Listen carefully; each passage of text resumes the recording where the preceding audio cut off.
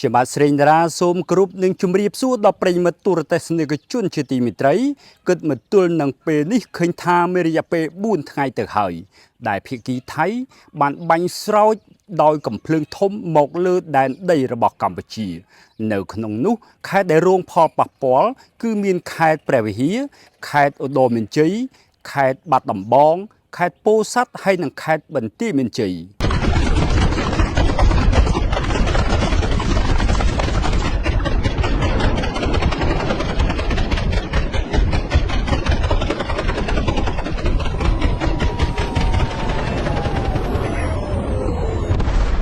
ក៏មិនត្រឹមម៉ោងជាង2រសៀលថ្ងៃទី10ខែធ្នូឆ្នាំ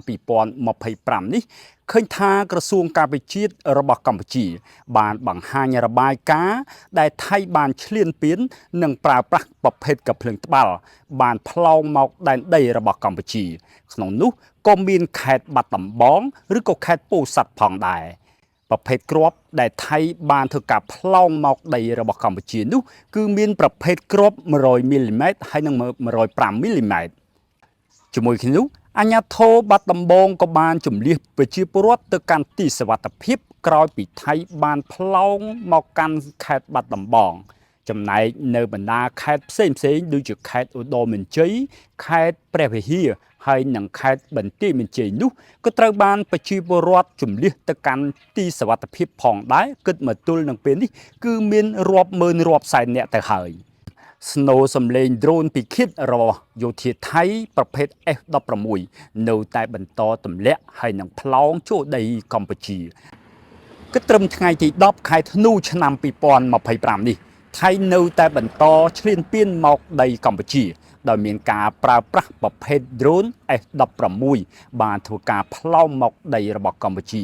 នៅក្នុងនោះមានខេត្តព្រះវិហារខេត្តឧត្តរមានជ័យហើយនិងខេត្តបន្ទាយមានជ័យហើយនិងខេត្តផ្សេងទៀតហើយទិសដៅដែលថៃបានធ្វើការផ្លោងនិងសន្ធប់យ៉ាងខ្លាំងក្លានោះគឺមានប្រាសាទតាក្របីប្រាសាទតាមាន់ធំថ្មដូនហើយនឹងគោលដៅផ្សេងមួយចំនួនទៀតយ៉ាងណាក៏ដោយភាគីកម្ពុជាក៏មានការតបតសងទៅវិញផងដែរហើយប្រជាពលរដ្ឋយ៉ាងច្រើនសន្ធឹកសន្ធាប់ត្រូវបានស្លាប់និងរងរបួសត្រូវបានគេបញ្ជូនយកទៅសង្គ្រោះបន្ទាន់នៅឯមន្ទីរពេទ្យរហូតមកទល់នឹងពេលនេះមិនទាន់មានចេញសេចក្តីថ្លែងការណ៍ផ្លូវការណាមួយពីអន្តរជាតិនោះទេខណៈដែលពលរដ្ឋរបស់កម្ពុជាកំពុងតែរងទុក្ខវេទនាជ្រកកោនយ៉ាងលំបាកក្នុងនោះគឺមានទាំងស្ត្រីចំណាស់ស្ត្រីពពោះហើយនិងក្មេងតូចផងដែរហើយយើងសង្ឃឹមថាអន្តរជាតិនឹងជួយមើលហើយនឹងជួយរកយុត្តិធម៌ឲ្យកម្ពុជាខណៈដែលកម្ពុជារងគ្រោះដោយការឈ្លានពានពីភាគីថៃដែលបន្តរំលោភអធិបតេយ្យភាពរបស់កម្ពុជាដោយមានការបំពានខេត្តរហូតចំនួន5ទៅហើយនៅក្នុងនោះគឺមានខេត្តព្រះវិហារខេត្តឧត្តរមានជ័យខេត្តបន្ទាយមានជ័យខេត្តពោធិ៍សាត់ហើយនិងខេត្តបាត់ដំបងដែលភាគីថៃបានប្រើប្រាស់ប្រភេទកាំភ្លើងធ្ងន់ព្រមទាំងរថក្រោះឈ្លានពាននិងបំផ្លាញផ្ទះរបស់ប្រជាពលរដ្ឋខ្ញុំបាទស្រីតារាធ្វើសេចក្តីរាយការណ៍ពីខេត្តឧត្តរមានជ័យ